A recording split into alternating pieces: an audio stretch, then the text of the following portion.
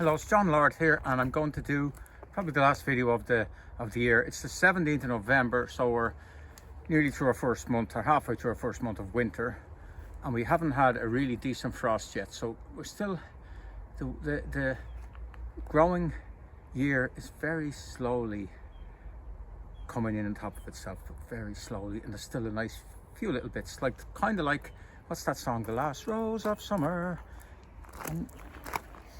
The Last Rose of Summer. That's one of the carpet roses. I think it's pink carpet, or it might be Wiltshire, I'm not sure. But that will keep going until it's in full, loads of bud, full bud. That will keep going for another, unless we get something very, very strong, very, say, a minus something, -1, -2. That will just keep going. It could go up till Christmas. The weather's supposed to change at the weekend. Now, another reason I haven't done many videos lately is that I got COVID. But you see, I'm trying to look at a good part of it. And the good part, I got gardener's COVID. And gardener's COVID is COVID that you get in October and November. That's gardener's COVID, which is all right. Now, you lose a lot of energy and it's a bit awkward and stuff. And I'm vaccinated and everything. But anyway, it wasn't very nice, but it wasn't too bad. I couldn't do much work. But that's gardener's COVID. Now, non-gardener's COVID is when you get it in April and May. Now, imagine if a gardener got COVID in April and May, it'd be a total disaster. You could do nothing. Wouldn't be able to weed, wouldn't be able to cook. Oh, it'd be a total disaster. So, if you want to get COVID, I'm not saying you should, I wouldn't wish it on my worst enemy, but if you're in the gardening business, get it in the late autumn. It's the best time to get COVID. Okay, that's the COVID out of the way. We're going to look at a few plants. I mentioned the last rose of summer, and Crocosmia Hellfire. Very hard to come by. It's very red and very late. It's just amazing. And this here, it's red stemmed dogwood, and growing through it is a fennel, bronze fennel, I think, and a bit of Persicaria. Now we're going to dig all them out because they're all volunteers. And this is going to be cut right back this year, but we'll leave that until the late spring. But we're going to go totally mad and cut it right back. It hasn't been cut back for about 5-6 years, and it will react by producing loads of new growth. Now we're going to finish off here, so we're going to go around, come back.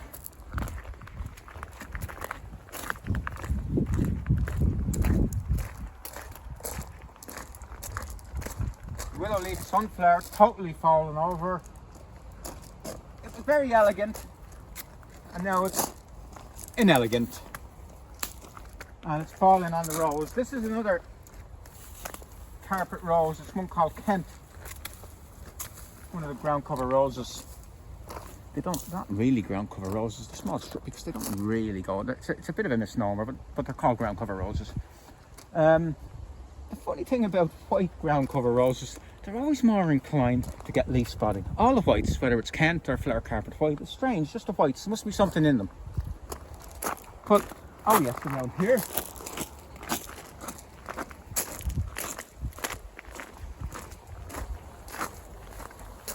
So that's really, really good. That's another carpet rose. I think it's Sunset, I'm not certain. And over here we have,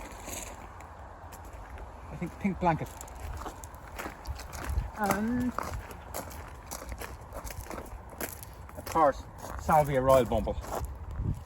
And while I was away, someone went and cut away most of the folly over stems of the artichoke, and I'm glad they did, because it's much better.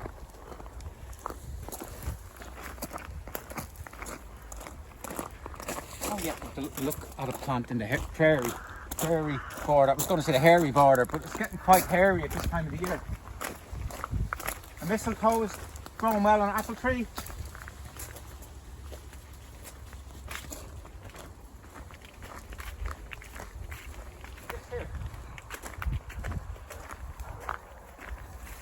That's Molinia, transparent, and isn't it just gorgeous colour at this time of the year?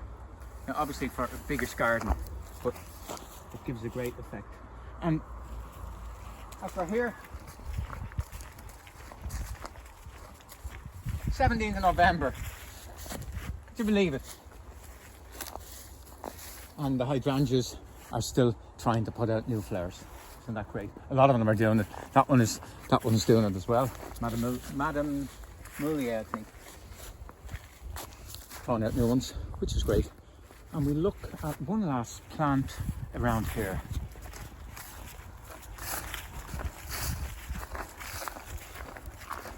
Now, we don't do very much between now. People say you never do very much anyway, but we don't do very much between now and we'll say the end of January when we really go at everything.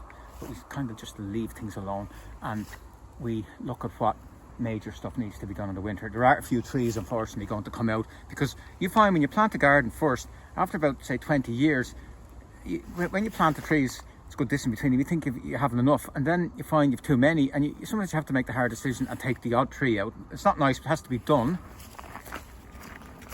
Oh, look at the geranium.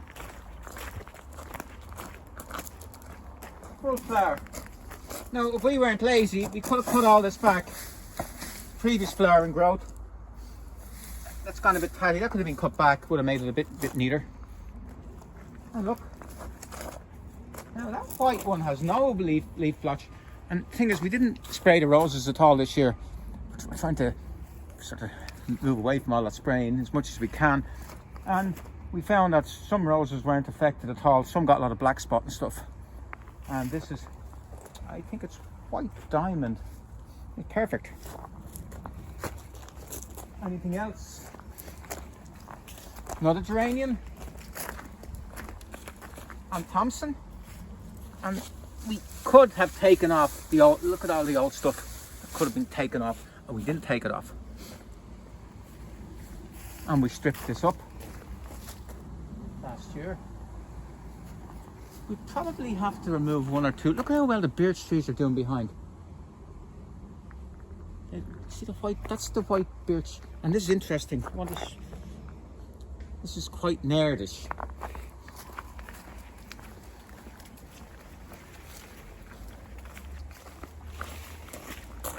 There are two birches. This is important. There are two birches in Ireland. There's the mountain birch, you might call it, Betula pendula, or also called Betula verrucosa, which is this one here. It's the lady of the woods. And then there's the birch, which is more common, grows on wetter ground. It's the bog birch. It's a downy. It's also known as a downy birch, Betula pubescens.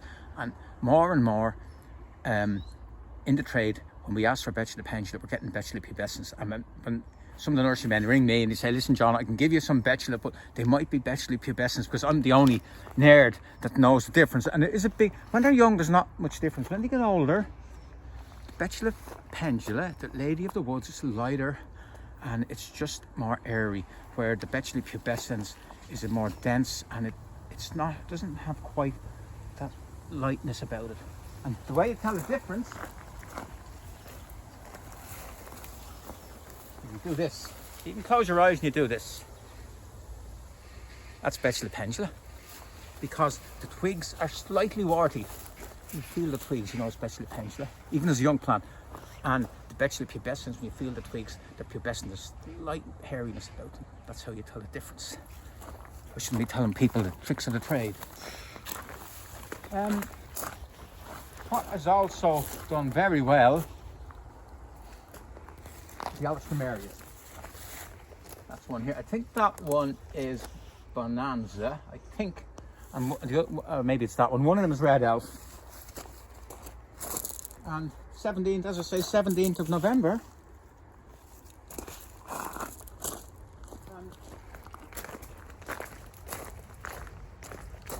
Here we are again. A little bit of deadheading. It's no harm. That's Summer Breeze, I think. That was planted this year. It's just absolutely fantastic. And so easy to deadhead. Pull, nip and pull like that.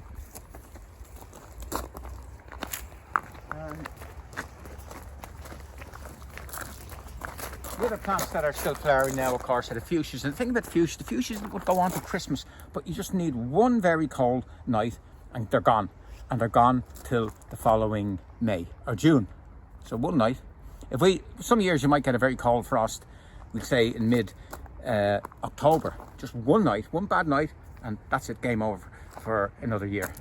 But so far, the weather forecast said it's going to get bad at the weekend, but we'll see. Now we're going to finish off over here, but before we do that, I'm just after noticing something up here.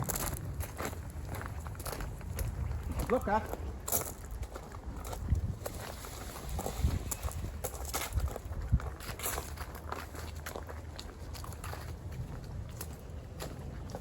I planted a fuchsia in here and I surrounded it with Japanese anemone, and they're starting to go off now. But fuchsia is not needed. Sorry about that. It's not needed. They're not needed. Doesn't matter, we'll stick that in a pot. And it will live to fight another day. Oh, look. And you see that branch? I don't know whether I mentioned this before. This branch here, well, I had my new chainsaw. I have this new chain. I'm going to show it in a minute. I have this new chainsaw on a stick. And I came out and I was going mad. I was cutting everything like Rambo. And I was just about to cut this, bring everything up. And I didn't. And I'm very glad I didn't. That's Malus Red Obelisk. So we go around and we'll do a bit of work.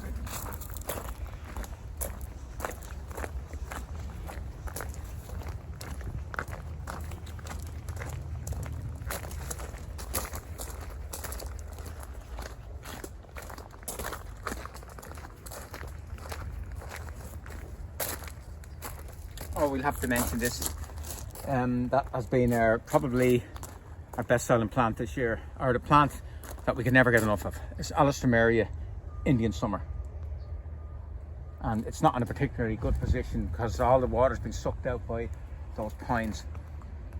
But it was just, anybody who's got it, a few customers got it last year, have said, what's that plant, that sort of a new plant with a sort of a orangey sort of a colour? Can I get another one? I want one for my neighbour. I want one for my sister or whatever. This plant here, Alstroemeria Indian Summer, and the foliage is lovely and dark as well. So you sort of get two for the price of one. Oh, look at that, Beatrice.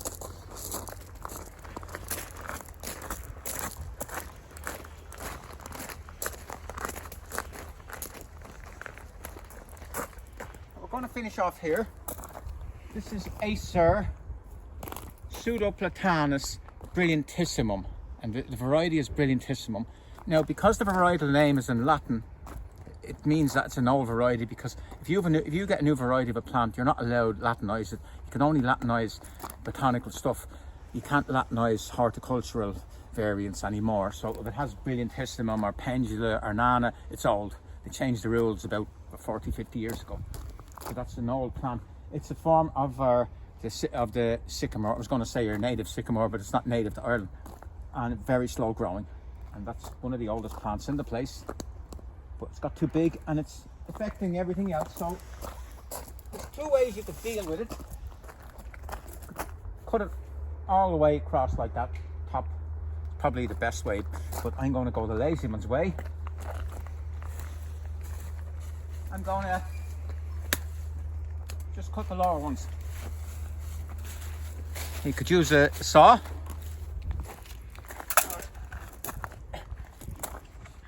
I was going to say, you can't say man, it's a lazy person's way. Isn't it funny the way you're allowed to say lazy man and no one ever objects? And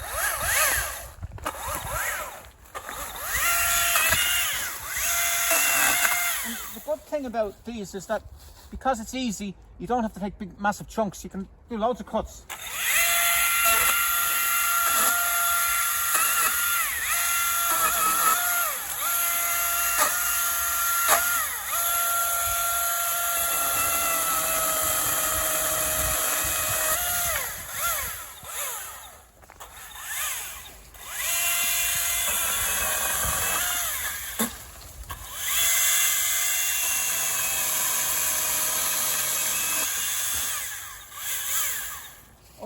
I don't need to get this one.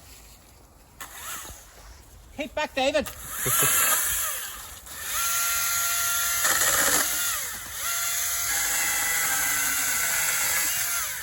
chainsaw is a good friend, but a bad enemy.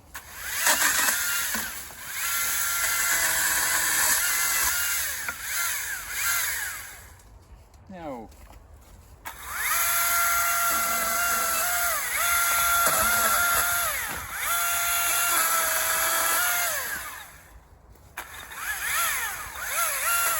we'll do that one later because I don't want to damage the reserves here. There's still a bit of life in it. Let's have a look. No, we have to do it. We won't know.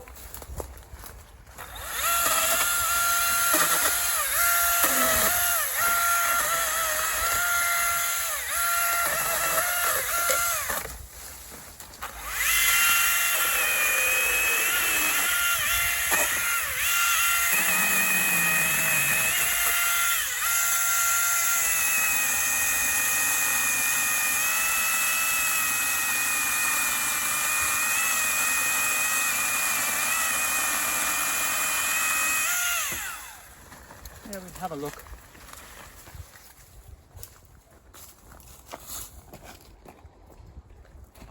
Oh.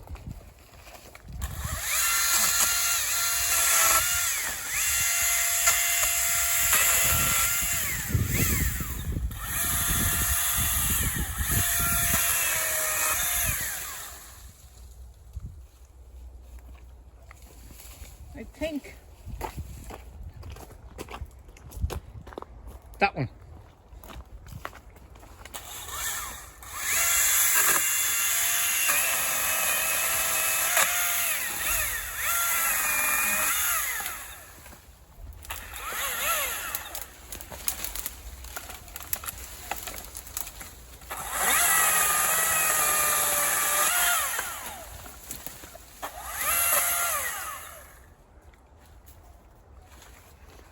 I think switch that off. How do you switch it off? And always switch them off.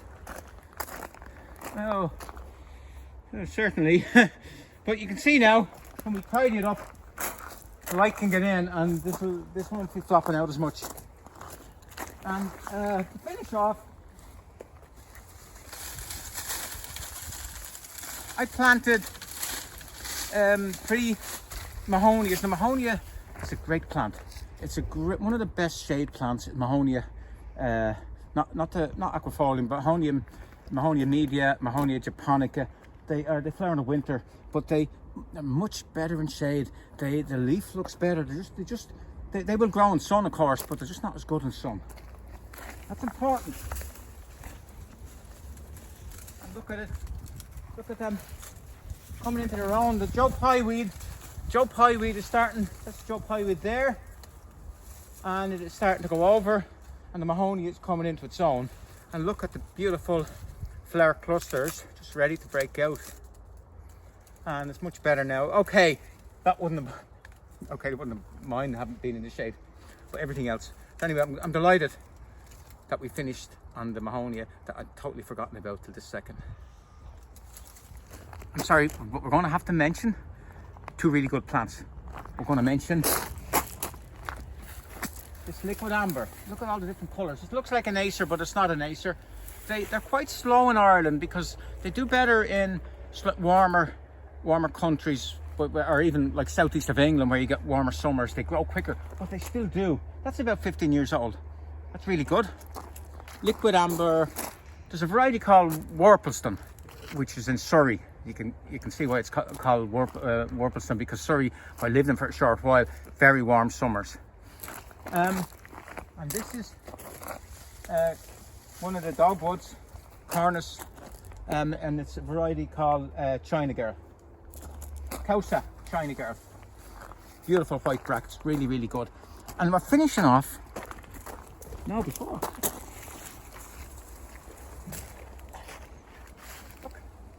We're very posh here, look. We have the posh mushrooms. That's the edible boletus. But us Irish, you're meant to take this off here and you eat the rest. It's supposed to be really, really good. You get it in expensive restaurants, but I ain't going to eat it. I think it's Boletus edulis. I think. prep for the sep or something.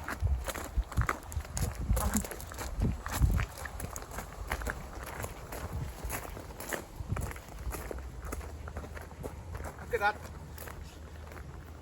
The last Hypericum of summer. Wouldn't have the same ring. And Cotinus Grace.